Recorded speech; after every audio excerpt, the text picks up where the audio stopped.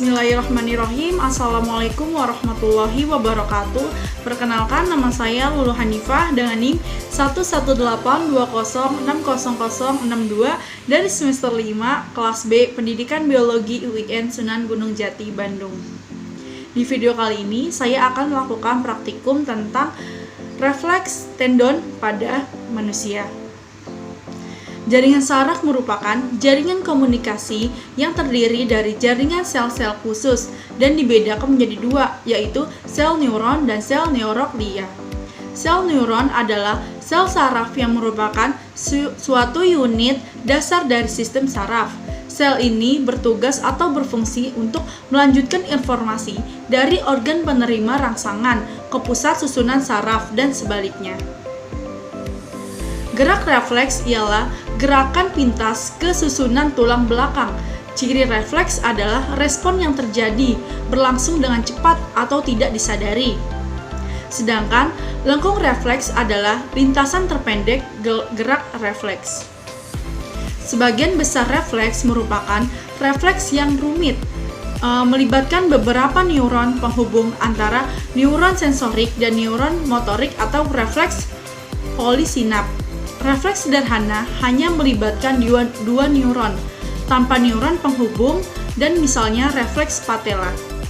Adapun tujuan dari praktikum ini untuk mempelajari reaksi-reaksi pada beberapa bagian tubuh sebagai akibat dari rangsangan. Adapun alat dan bahan yang dibutuhkan yang pertama pulpen, kursi, senter, dan air. Langkah kerja yang pertama yaitu refleks pada pupil. Pertama, tutuplah mata selama 1-2 menit. Kemudian, buka dengan cepat dan perhatikan bentuk pupil.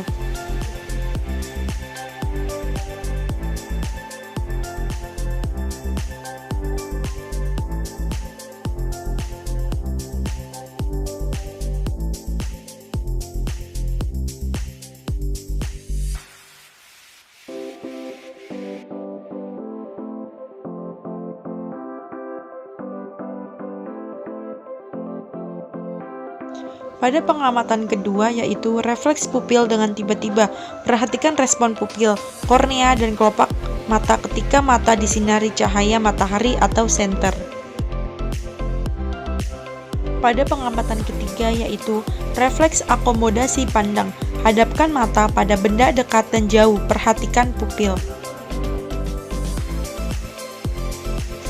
Pengamatan selanjutnya yaitu refleks menelan.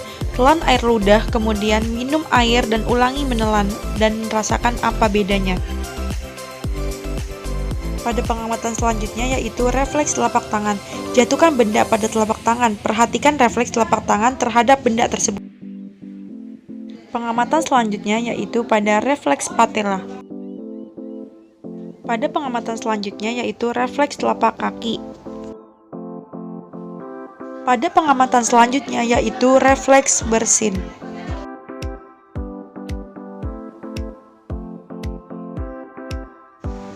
Adapun hasil dan pengamatan yang pertama yaitu refleks pada pupil. Sebelum diberi perlakuan, terlebih dahulu pengamat mengukur atau memerhatikan diameter pupil.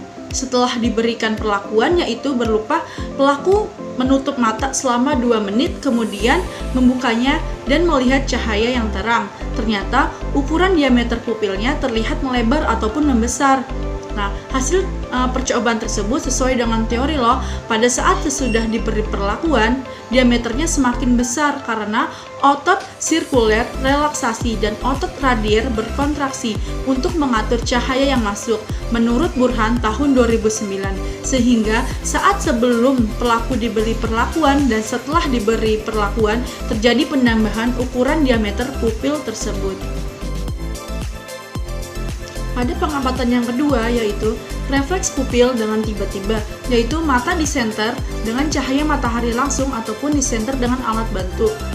Hasilnya ini, pada pengamatan ini, hasil yang didapatkan adalah pupilnya mengecil pada saat terkena cahaya. Pupil dapat mengecil dan membesar tergantung pada besarnya sinar cahaya atau intensitas cahaya yang masuk ke dalam mata tersebut. Semakin banyak cahaya yang masuk, maka pupil akan semakin mengecil. dan otot siliaris berelaksasi sehingga lensa menjadi memipih, yang akibatnya frekuensi impuls saat melihat benda jauh menjadi menurun. Jika cahaya yang masuk ke mata semakin sedikit, maka pupil akan semakin membesar dan otot siliandris berkontraksi sehingga lensa menjadi menebal dan akibatnya frekuensi impuls saat melihat benda jauh menjadi meningkat. Menurut Febrisa, tahun 2012, pupil mata akan melebar jika kondisi ruangan yang gelap dan akan menyempit bila kondisi ruangan terang. Lebar pupil ini dipengaruhi oleh iris di sekelilingnya. Iris berfungsi sebagai diafragma. Iris inilah yang terlihat sebagai bagian yang berwarna pada mata. Pada pengamatan yang ketiga yaitu tentang refleks akomodasi pandang. Hasil yang didapatkan pada pengamatan ini adalah untuk akomodasi jarak jauh terjadi perubahan di mana sebelum melihat pupilnya membesar dan setelah melihat pupilnya mengecil.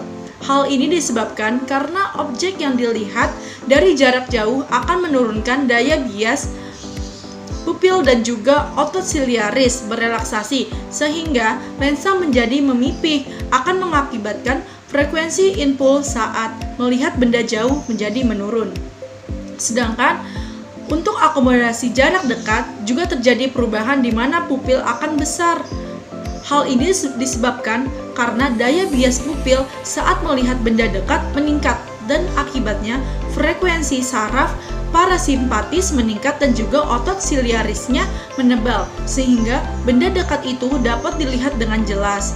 Refleks pada refleks akomodasi adalah termasuk refleks monosinaps. Pada pengamatan tersebut yaitu refleks menelan. Telan saliva, kemudian minum air dan ulangi menelan. Apa sih perbedaannya? Nah, menelan saliva tanpa meminum itu rasanya sulit untuk ditelan atau serat di dalam sini. Sedangkan setelah minum beberapa jumlah air, kemudian kembali menelan, itu rasanya lebih lancar untuk ditelan. Dari data tersebut dapat disimpulkan bahwa menelan air lebih mudah daripada menelan saliva. Menurut Ronquillo tahun 2011, perbedaan antara menelan saliva dengan menelan air berkenaan dengan produksi saliva yang secara tidak sadar, yang dimana menurunnya sekresi ludah yang secara tidak sadar yang diatur oleh saraf autonom, tepatnya pada saraf simpatik. Sedangkan menelan air lebih mudah karena tidak dipengaruhi oleh sel saraf, tetapi merupakan gerakan secara sadar. Pada pengamatan selanjutnya yaitu tentang refleks patella. Dengan melakukan duduki kursi dengan kaki menggantung, lalu tekuklah patella atau legumen, ulangi satu kali lagi. Nah, dalam melakukan percobaan ini terlihat patella mengangkat ke atas. Pada pengamatan selanjutnya yaitu tentang refleks telapak tangan, di mana dengan refleks atau menangkap atau menggenggam benda tersebut. Hal ini disebabkan karena adanya neuron motorik yang secara langsung akan memberikan refleks terhadap benda yang dilempar tersebut. Selain itu, juga terdapat terminalis serabut saraf somatosensorik berupa reseptor berkapsul yang dapat menerima rangsangan raba dan merupakan refleks monosinaps.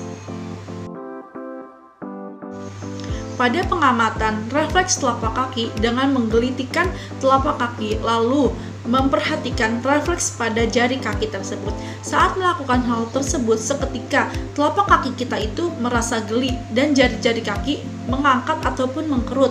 Hal tersebut disebabkan karena pada telapak kaki terdapat reseptor berupa alat marker yang pada ujungnya terdapat terminal saraf somatosensorik yang menyerupai cagak yang menopang sel epidermis, dan refleks telapak kaki ini merupakan refleks polisinaps. Pada pengamatan terakhir yaitu refleks bersin. Hasil yang didapatkan pada pengamatan ini adalah mata tertutup, bahu terangkat, kepala terangkat, leher terangkat, dan tangan menutupi mulut. Pada saat bersin, menyebabkan anggota tubuh lain seperti mata tertutup karena saraf sensoris yang terdapat dalam hidung dan mata saling berkaitan secara otomatis. mata terpejam. Hal ini untuk melindungi saluran air mata dan kapiler darah agar tidak terkontaminasi oleh bakteri yang keluar dari membran hidung.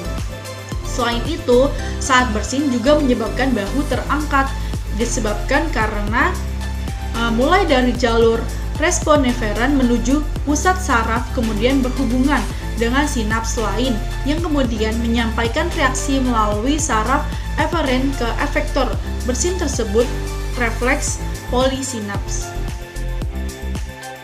Adapun kesimpulan dari video kali ini adalah pada sifat aksi refleks terdiri dari dua, yaitu gerak refleks monosinaps dan gerak refleks polosinaps.